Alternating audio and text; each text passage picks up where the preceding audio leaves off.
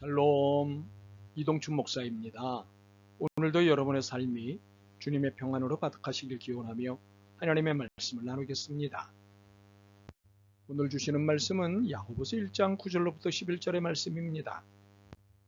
낮은 형제는 자기의 높음을 자랑하고 부한 자는 자기의 낮아짐을 자랑할지니 이는 그가 풀의 꽃과 같이 지나감이라.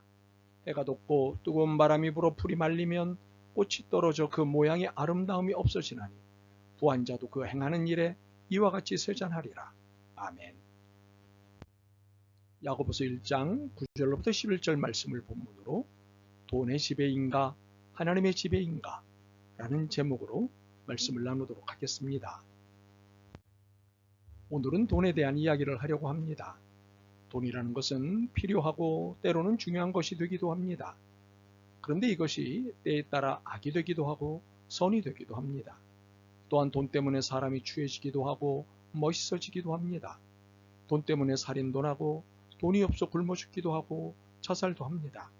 돈 때문에 어깨에 힘을 주기도 하고 불안과 조조 속에 살기도 합니다. 참으로 돈으로 인간 군상의 다양함을 봅니다. 분명 돈은 필요하고 때론 중요합니다. 예수님도 이를 인정하셨습니다. 마태복음 17장에 보면 어느 날 송전세 논쟁이 났을 때 예수님은 베드로에게 바다에 나가 낚시를 하면 물고기가 잡힐 텐데 그 입을 열면 돈 한 세겔이 나올 것이니 그것을 가져다가 세금을 내라고 말씀하셨습니다. 이처럼 예수님도 돈의 필요성을 인정하셨습니다. 문제는 돈이 악이 될 때가 있다는 사실입니다. 더욱이 어떤 때는 돈의 선과 악이 분명한데 어떤 때는 그 경계선이 불분명합니다.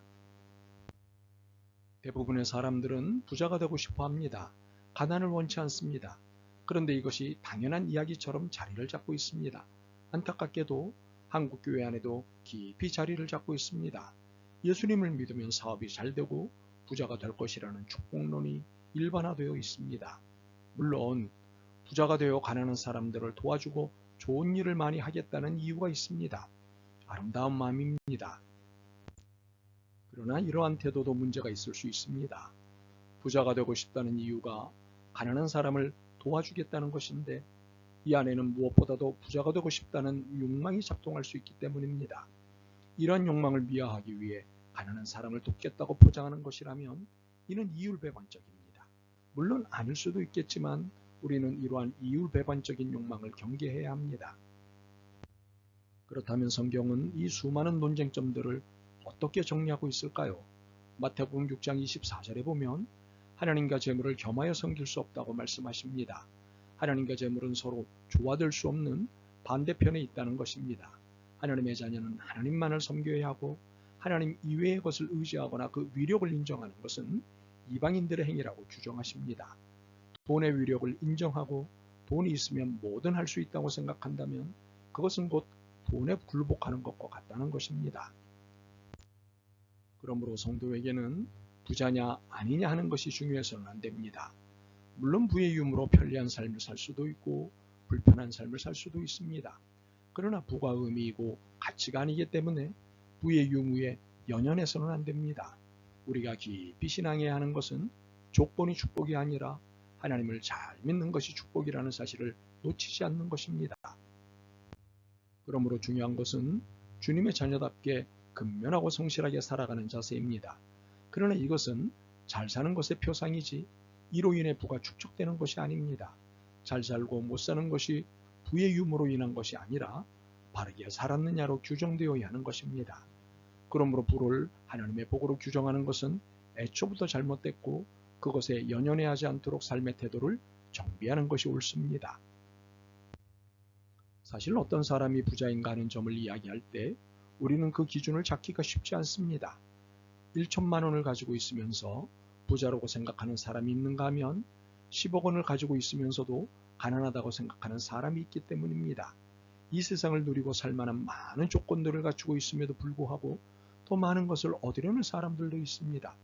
그런 사람들은 아직도 자기의 삶에 만족하지 못하고 있는 것입니다. 이것은 욕심에 기인되어 있기 때문입니다. 오늘의 본문은 말씀합니다. 낮은 형제는 즉 가난한 형제는 자기의 높음을 자랑하고 부한 자는 자기의 낮아짐을 자랑할지니 이는 그가 불의 꽃과 같이 지나감이라. 사람이 돈의 유무를 따지는 것은 불의 꽃과 같은 행동이라고 하셨습니다. 이는 돈의 유무가 사람의 가치를 내는 것이 아니라 돈에 대한 태도가 사람의 가치를 높게도 하고 낮게도 한다는 말씀입니다. 이것은 빌립보서 4장 11절과 12절이 보충 설명하시는 바입니다. 내가 궁핍함으로 말하는 것이 아니라 어떠한 형편에서든지 나는 자족하기를 배웠노니 나는 비천에 처할 줄도 알고 풍부에 처할 줄도 알아 모든 일 곧 배부름과 배고픔과 풍부와 궁핍에도 처할 줄 아는 일체의 비결을 배웠노라. 신앙인은 부자가 되는 것이 중요하냐 가난하게 사는 것이 미덕이냐로 헤매는 사람이 아닙니다. 주어진 환경 가운데서 어떤 자세로 살아가야 하는가 하는 점이 중요한 사람입니다. 부유하게 사는 것을 자랑거리로 삼고 이를 하나님의 은혜니 축복이니 하고 떠버리는 것은 신앙적으로 미성숙한 태도일 뿐입니다. 그러므로 신앙인인 우리의 성경적 물질관은 부자가 되어야 하느냐 가난하게 살아야 하느냐에 대한 문제가 아닙니다. 더불어 살아가는 것에 관심을 갖는 것이 성경적 물질관입니다. 이에는 깔뱅이 해석이 도움이 됩니다. 깔뱅은 신명기 16장 11절을 해석하면서 가난한 자와 부자는 함께 공동체를 형성하고 이 안에서 가난한 자는 받고 부자는 나누어 줌으로써 부자는 함께 공동체를 형성하고 이 안에서 가난한 자는 받고 부자는 나누어 줌으로써 부자는 가난한 자와 똑같이 되지 않으면서도 그들과 교류를 가지며 하나님이 그에게 주신 자들의 필요를 채워주게 된다고 말합니다. 깔뱅이 강조점은 가난한 자와 부자가 공존함으로써 사회란 혼자 힘으로 사는 것이 아니라 다른 지체들과 더불어 살아야 한다는 것입니다. 이것은 기독교 사회 사상의 터전에서 나온 견실한 그리고 건실한 사회 해석입니다. 분명 우리에게 돈은 필요합니다. 그러나 돈이 목적도 궁극적인 것도 아닙니다. 우리에게 필요한 것은 관점이고 쓰는 방식입니다. 더욱이 하나님과 돈은 겸용이 아니라 양자택일의 문제입니다. 그렇다면 우리는 무엇을 자랑해야 할까요? 돈이 아니라 하나님입니다. 11절 말씀을 다시 읽겠습니다.